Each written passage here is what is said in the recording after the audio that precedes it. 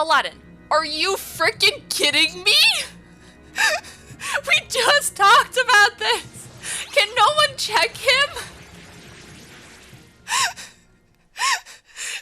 So far, Aladdin has used 2 out of his 3 wishes, and he has killed 10 Heartless. And it didn't even matter! Which Chain of Memories is the right one to play? Months ago, I turned my girlfriend on to Kingdom Hearts, and wanting to give her the authentic experience, I had her play Kingdom Hearts 2 without Chain of Memories first. Wait, was that, oh, wait, huh? What, oh, was that an older Riku, or am I completely insane? That's not to say she didn't give Chains a fair try, but one battle with the card combat, and I couldn't get her to touch the controller for the next month or so. What was I supposed to do? I don't think I'm doing what I'm supposed to do. Kingdom Hearts 2 came and went, but I never stopped thinking about how I could get her to try again. Some time has passed with enough distance between then to now, and I think I finally found my solution. Oh, I'm in a card game. Oh, and it's like a live card game? How do I use my card again? You see, Chain of Memories exists in a bizarre place in the Kingdom Hearts series. In its original form, it was a Game Boy Advance game that saw a reimagining of the original title's worlds with a pixel art style. It sounds kind of like almost like Donald's humming the Traverse Town theme. On the other side of the coin, there exists Re-Chain of Memories, which reuses the assets from Kingdom Hearts 1 in order to create a game that closer resembles its predecessor. He's got all his belts again. Both have their pros and cons, but I like each of them enough to be torn on which one to focus a video on. The more I thought about it, the harder it was to choose. That's when I finally came to a conclusion. Why not both? They're at the mercy of the cards now. Oh no! I'm not very good at card games. They're at the mercy of the cards now. Oh boy. Here we go. In theory, making my girlfriend play one game is a big enough ask in the first place, but telling her she has to play 2 now for the next video is just plain crazy. Rather than finding a second girlfriend, we really ought to put the boyfriend to work for once. Come on, Pooh Bear. There's Moogle points on the ground, Pooh Bear, and I'm giving them up for you. Let's go. She can play the remake in the world she's come to know, while I'll tackle the original, which is what I grew up with. It's the perfect experiment. Classic and modern gamer hand in hand, playing through Kingdom Hearts Chain of Memories side by side. We shall go together.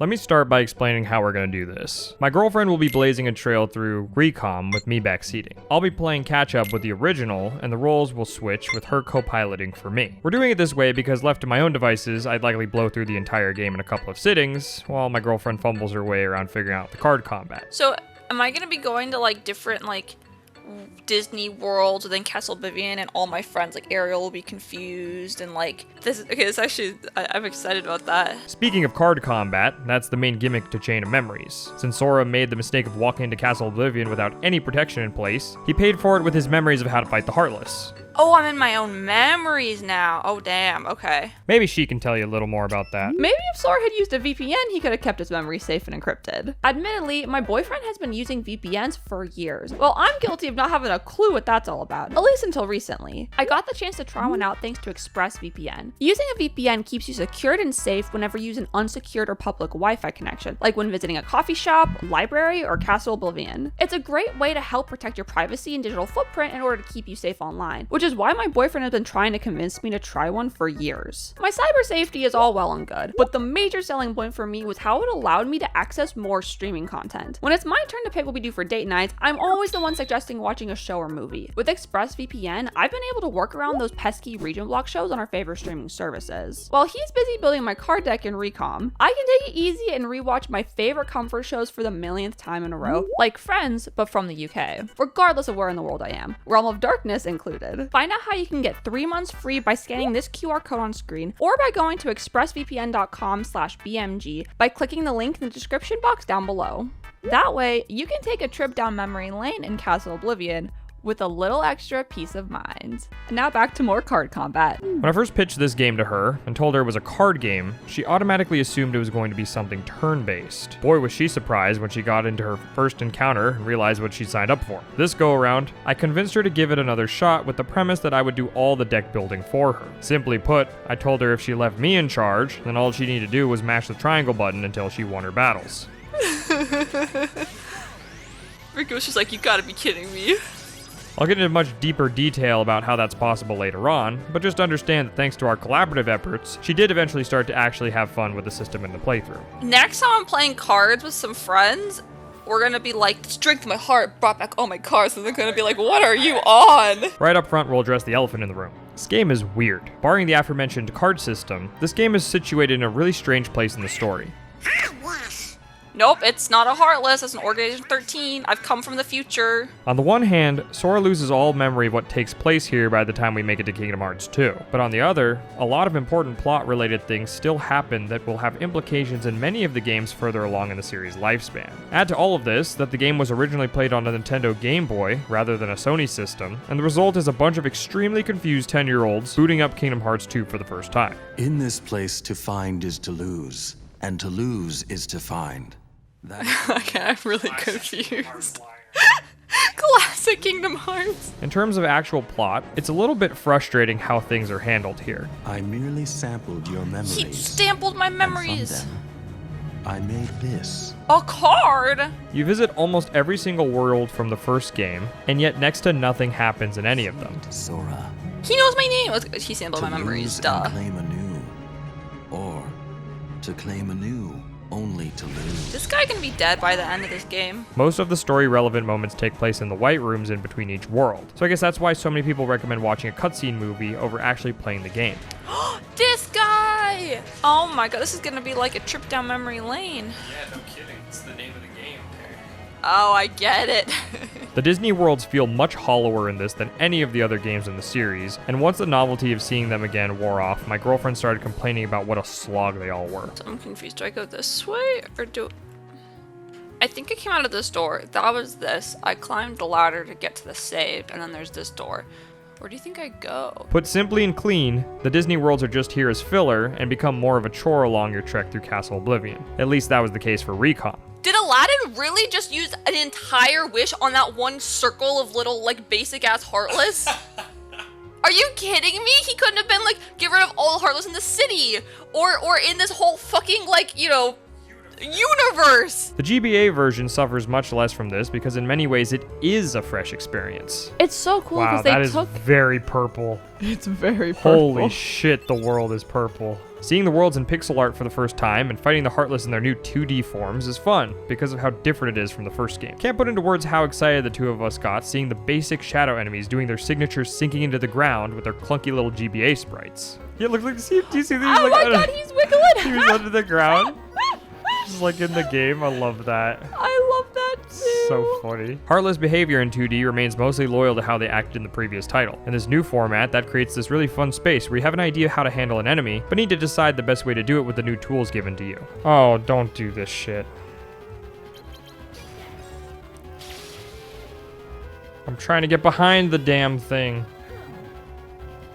Oh, you dumb. It can sometimes lead to frustration, but regardless, the fact that it's different makes it more unique. That's not even mentioning that the card system was built around these simpler 2D encounters in the first place. This is janky as hell. Yeah, this is some bullshit.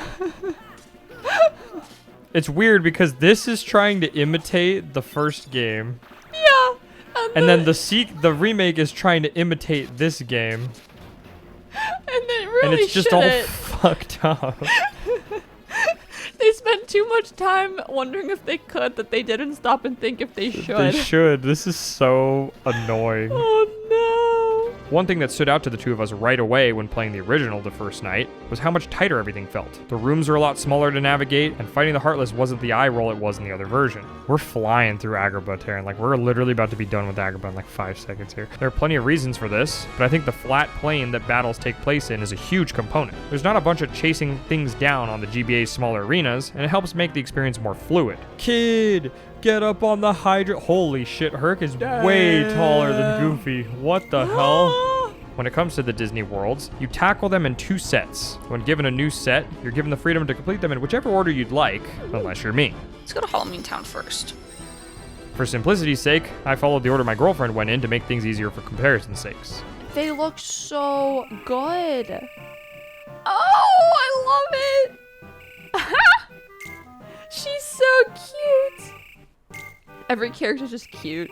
Now, originally, my girlfriend thought she made a mistake by picking Halloween Town first, since that was one of the later worlds in the original game. I think I made a mistake going to Halloween Town. Was that supposed to be the last place I go? But rest assured, these worlds will scale with whatever floor of the castle you're on. I literally think I did the whole loop and then chose Halloween Town, which was the end of the loop.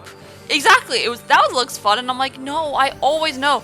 I go to Alice in Wonderland and Agrabah first. Have I not learned my lesson? The reason this is possible is because worlds are all modular, and enemy stats get scaled to match the floor. Navigating a world involves using a card as key to unlock a door. Is 7 or 0 better than 7? Depending on the cards used, certain rooms are created on the other side of these doors. I did it! I finally did it! I definitely was doing something wrong.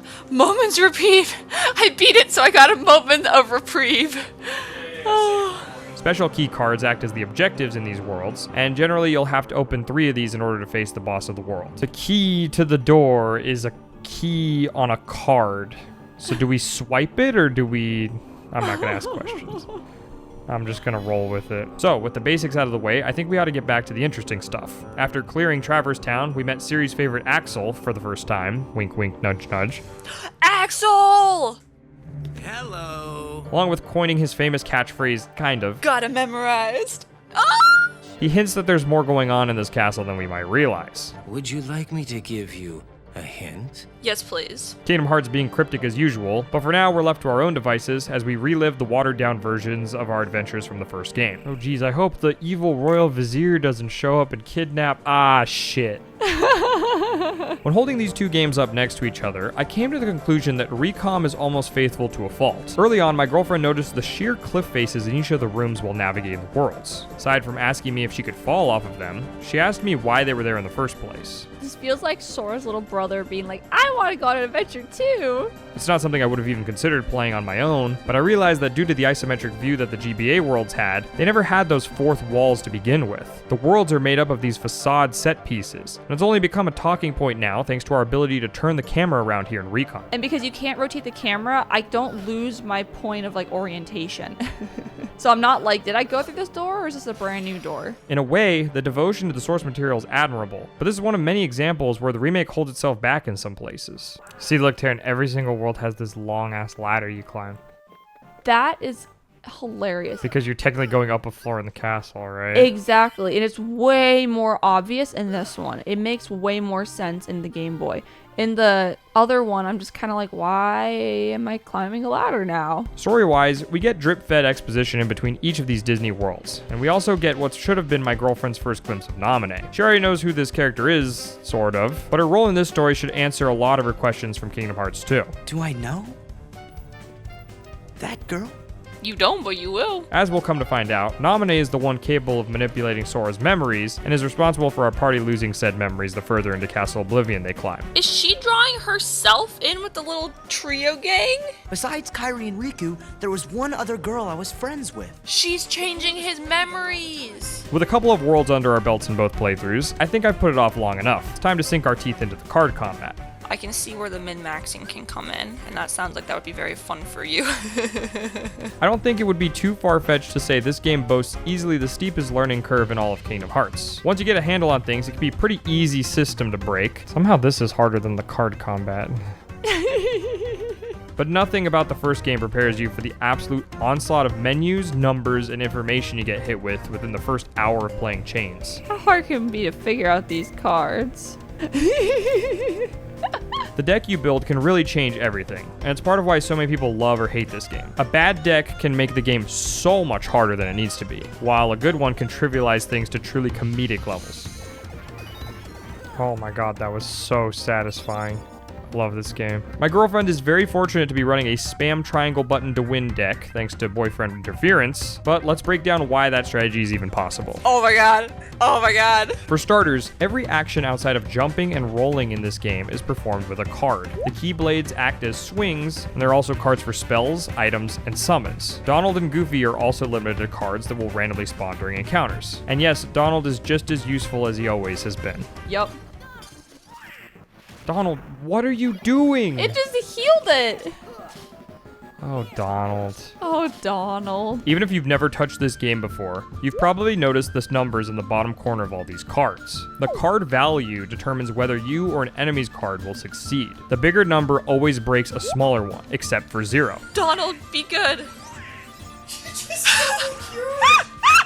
Donald, I was already full health! Zeros are unique because as long as you play them second, they can break any card value. It's both your strongest and weakest card depending on how you use it. Yeah!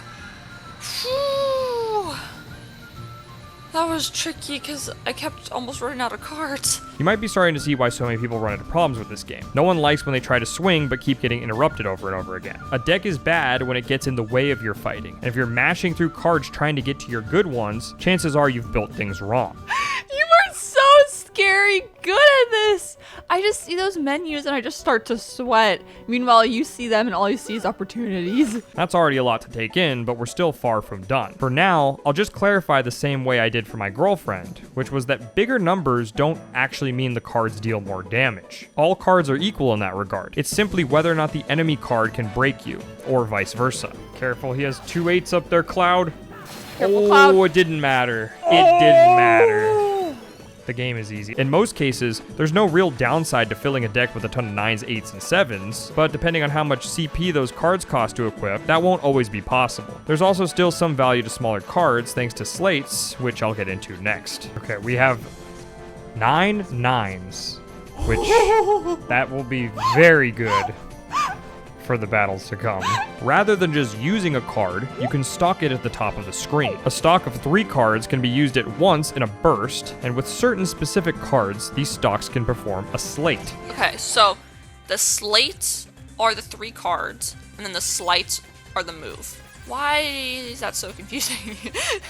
I'm sure I'll pick it up, but like, goddamn, they sound the same. Several of Sora's moves from the first game, like Sonic Blade and Strike Raid, make a return here in the form of slates. These are also the key to completely breaking the game's mechanics and making fights so simple that a girlfriend can win them. Are you kidding me? That was awesome! Slates are the key to succeeding in Chains of Memories because not only are they extremely powerful, but they are also much harder for enemies to break. Normal Heartless especially struggle with breaking slates since they can't slate on their own. I feel like my match HP has been like 122, I think, or whatever it is, 155, like for absolutely forever. And then now my CP's up to like 700 because that's like, I need to use my cards, damn it. The caveat to stocking cards is that you lose the first card in a stock until the end of a battle. I'd say to play her cards carefully so she doesn't thin her deck down to only 2 cards, but most fights won't last long enough for that to even happen. We did not get the Mega Elixir, but Damn oh it. well, I guess. For the first half of the game, you can get pretty far stacking up as many Blizzard or Fire cards as you can in a deck. Since 3 of a specific spell slates into things like Blizzaga and Firaga, mashing those through battles was an easy win unless the enemies had some kind of an immunity. Taste my magic. Holy shit! I followed a very similar strategy in my playthrough on the GBA. That one won't work. That one will work. That'll work. That one won't work. Okay, so we need 2 cards that are not Kingdom Key or Wishing Star. And they need to be level 5. Boss fights work a little bit differently since they can slate cards as well, but 0 cards are a silver bullet for dealing with those encounters. Look at how cool his sword looks, though. Cloud can slate. Really? Yeah. Could he slate in mine? Yeah. Bosses can slate. The game allows you to build multiple decks, so she'll be using a Heartless encounter deck and a boss deck to tackle most battles. The game doesn't always telegraph its boss fights very well, and she had to brute force her way through a couple of fights using the room clearing cards here and there, but for the most part using 2 decks is the preferred method. Wow! I'm so glad I took out all my fires! After clearing out the first set of Disney worlds, we meet Larxene, one of the less sympathetic members of the organization. She looks so evil. A hip pop! After a battle with her, we're rewarded with another set of Disney World cards to complete. Getting all whoa! Huh. I'm not sure if Hollow Bastion counts as a Disney World, but it's here too, I guess. Even as a kid, I remember thinking it was a little strange that Hollow Bastion was such an important part of the original story, and then it was given the filler treatment here, but I digress. This set is a bit awkward, not just because of the aforementioned inclusion, but also because we visit Atlantis. We're gonna be fish again, but we still have to do cards? We're not were not fish. If you remember, Atlantis being an underwater world meant that Sora and the gang were turned into sea creatures and navigated the map by swimming. Well, here we're just handed the underwater world and asked to suspend our disbelief about the lack of oxygen with a joke from our party members. I guess they didn't remember they couldn't breathe underwater. On the GBA, this was a little more palatable, but in the remake, it looks pretty ridiculous. Either way, that's not my big gripe with this level. Why did the game do that? The game did us dirty. The main issue stems from the fact that since this was once a water level where we could swim vertically, every enemy has essentially become a flying one while we're stuck being grounded. Flying enemies are far worse to deal with in Recom since the arenas are much bigger and spread out where attacks are much more likely to miss. My girlfriend's patience really started to hang by a thread in this zone, and grinding for map cards didn't do the world many favors. Oh wait, but that's a green. Ugh, I need a blue one. Definitely was made worse by this being in the second set of worlds since the novelty was starting to wear off and her patience was on thin ice. I really hope that the fight against Ursula isn't as ass as it was last time. You know what else was wearing on her patience? Riku. Riku! Riku. It says Riku, Memory Riku? Or more specifically, Riku's replica. What? Am I literally about to fight Riku right now? Fans of the series have affectionately dubbed this character Repliku, but my girlfriend couldn't remember the name, and in trying to come up with that one, came up with about half a dozen more. Alright, see you later. Bye. Remixku. The good news about that is that you fight Repliku 6 different times. Oh boy. It's a familiar face. Baku! Between the two of us, this is going to be 12 times we have to fight this guy, which... Holy shit. So she's got a name for each occasion. Doppelku. We've got Dupliku, Fake-ku, Remixku, Doppelku, and my personal favorite, Riku. This is like my 4th time fighting Riku. I don't know why this fight was repeated so many times over and over, because we already fought him in the first game. Whoa, my sword is my... Nope. I don't think so. Boop. That was pretty stylish, right? That was a little bit stylish. But much like every other boss in this game, every single one of his battles becomes a complete joke with the help of one infamous slate. Lethal frame! Literally one level. Ah, lethal frame. Unfortunately, on the GBA, all I have to work with is Stop Raid, which is good in its own right, but Recom takes the cake for style with this unbelievably broken move. My cards are my power. Back when I promised her she'd be able to cleave through the entire game only pressing triangle, this was the dark wisdom I was planning to impart on her. Stop card, attack card results in the lethal frame slate. While powerful in its own right, it also stun locks any boss unfortunate enough to be on the receiving end of it. This is such a fun move. It has a long wind up, but with careful timing, you can chain enough of these together to beat every encounter without taking a single hit in return.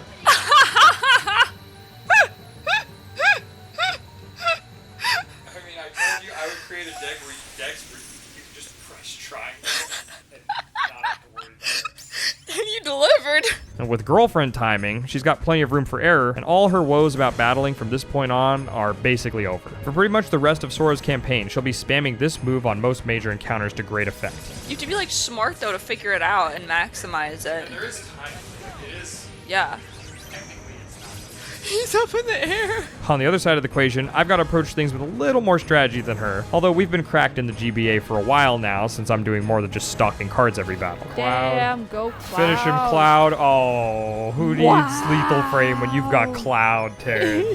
Lethal Cloud. Lethal Cloud. Is that an arrow card I spy? As much of a headache as it was getting her to this point, I'm glad I did it because her reactions make it all worth it. Oh my god. Oh my god. I love 0 cards! As far as the story's concerned, we get our first glimpse of Twilight Town after our last Disney World. If you're familiar with Kingdom Hearts 2, you'll know the significance of this area. But when this game first released, this area must have been quite the mystery. Baby, let's go! Baby, let's So go! the first time, kids saw this, they were probably like, what the hell? Yeah. Did I skip a world in the first game? This is where we get our first hint that there's some infighting in the organization and see that they're starting to pick one another off. It's about now my girlfriend started to realize why none of these people showed up in the sequel outside of Axel. Goodbye. Goodbye! The main villain of Sora's story is Marluxia.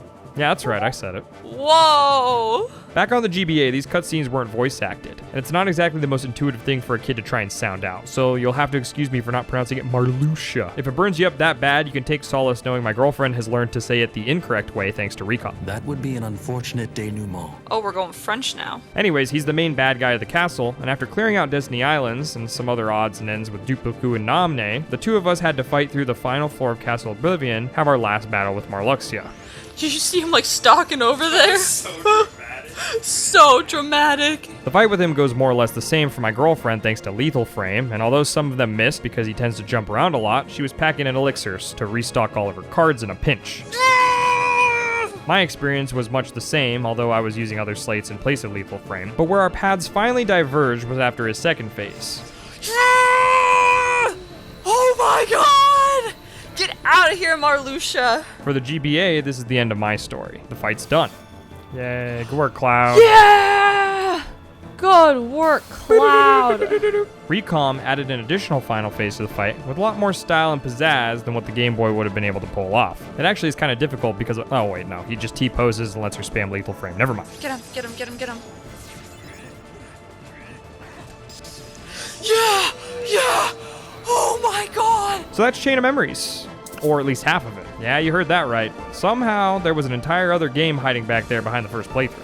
He's getting cards too! After completing the main story, we both unlocked Reverse/Rebirth, which tells Riku's side of the story. No, not the replica, but the actual Riku this time. I just love that, like, you could, like, just beat the game and be like, wow, that was great, and then not play the Riku story, and then still be confused at Kingdom Hearts 2, because you're like, what the hell is all this?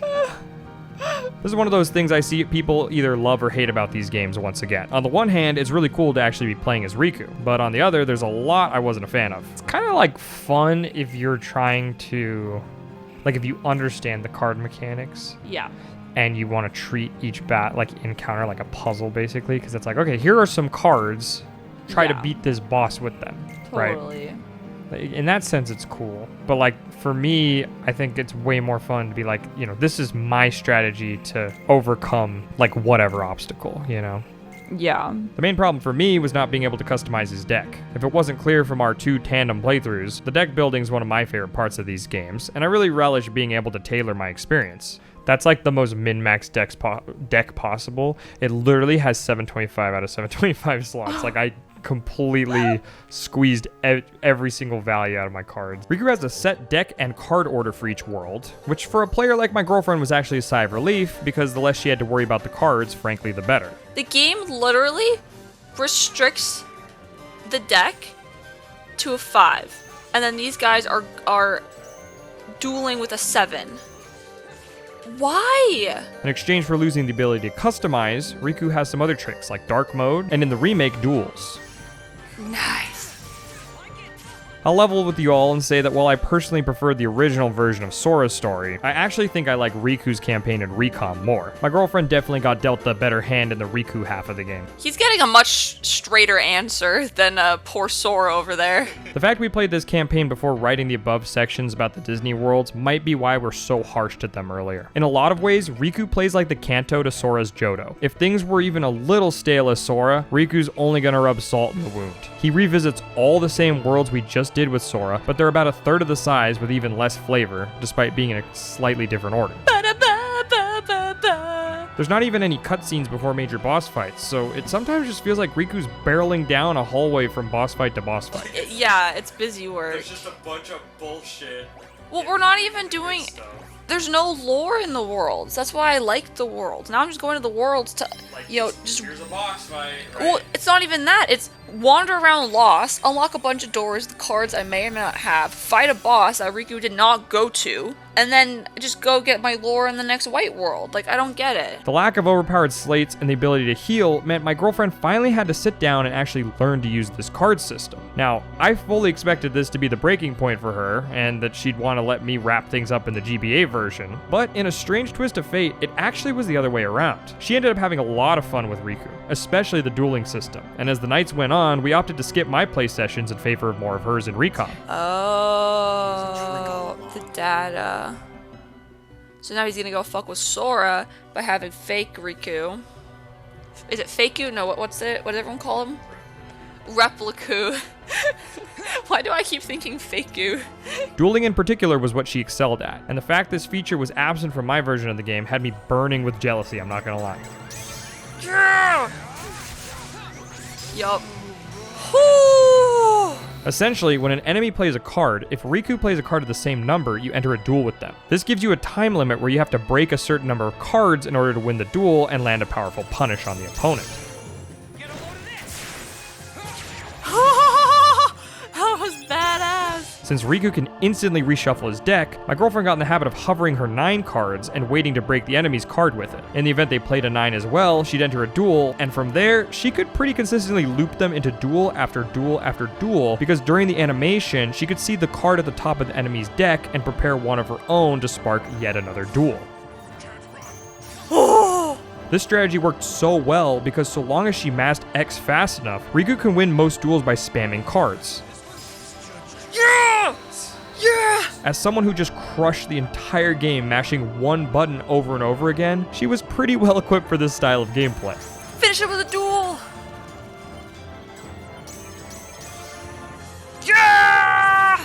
Organization members, Repliku, and even Ansem were no match for the unbelievable power of the duel. All she had to do was keep matching numbers and pressing X until she eventually won.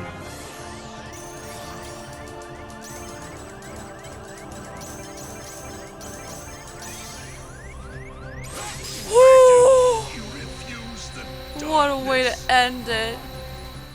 So what's the verdict on playing Chain of Memories side by side? Well, the two of us wholeheartedly agree that it's kind of amazing these two games even exist for a comparison like this in the first place.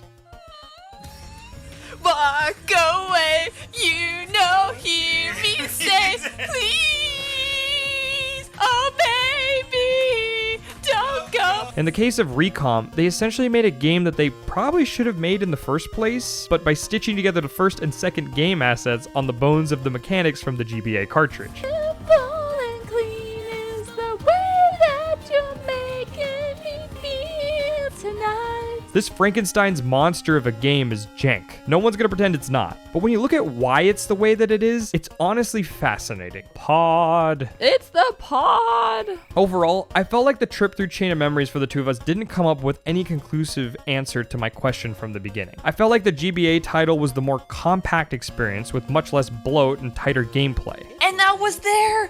Oh my god. And the Sora's like, what does this mean? And I'm like, what does this mean? Ah! It's all coming together. With that being said, the cutscenes in Recom flesh out the story in ways the Game Boy just couldn't handle. The PlayStation had the power to do more than the GBA could, and yet while remaking the game, they only went so far as to not stray from the source material. Oh, Goofy just came in out of nowhere. Let's go, boys. You're like, Donald. You have to go through us. Like, Sora, you're all I like how anymore. they give Donald his moment, because like in the first game, Goofy had that like, Sora ain't going nowhere line. Now I'm partially biased to my playthrough of the original, since I was the one playing that one, but even still, I think the combat's better balanced around simpler 2D arenas during battle. Pinky promises. Oh my god. Navigating the world feels less grindy and much, much less of a chore, but this comes at the price of clunkier movement and menuing. Oh, my friends. Bye, Nominee. Although I'd be remiss not to mention everything that Recom does right. Entire fights were added like Phase 3 Marluxia and Riku's battle with Zexion, which are an absolute treat. No other fights in the game take advantage of the fact you're playing a card game the same way these two do. Oh my god, all the cards. While Marluxia's battle sets itself apart from the rest because he scatters your deck and makes you scramble to pick up all your cards in the last phase, They're all out of order. Zexion has to be one of my favorite fights in the entire game. Not only does he steal cards from Riku and start using them against him, but when you start taking them back, he adds fake cards to the pile that can actually hurt you if you use them. Yeah. He put in a fake card and it like knocked us out. It was a fake 0. What an evil thing to do. It's so interesting to see how they stretch the format to new lengths in these new battles, and it almost makes me wish another game in the series to have a return of the card combat. Almost. He put my cards everywhere. Yeah, he scattered. He literally took them out of my hand and just threw them all over the ground. That's so cool. All in all, this trip down memory lane was a much more pleasant experience than I think either of us were expecting. It's fun to tackle two of the same game together in our own unique ways, and it's especially rewarding to experience them at each other's side. For now, she's finally caught up on the lore, and the intro to Kingdom Hearts 2 finally makes some sense. Or at least it should. And that's the shooting star. That was a shell, but yeah. Huh? Nothing. Oh my god, but and they're fighting Marluxia, and I had to fight Marluxia with both of them. And that's when she puts his memories back together. That's at the end of the game. Oh my god. Is the next like kind of side game Roxas's game? Yeah. Because we've been dealing with Kyrie's nobody, so now we're dealing with Sora's nobody, and they're both blonde. Nick, am I a nobody because I'm blonde?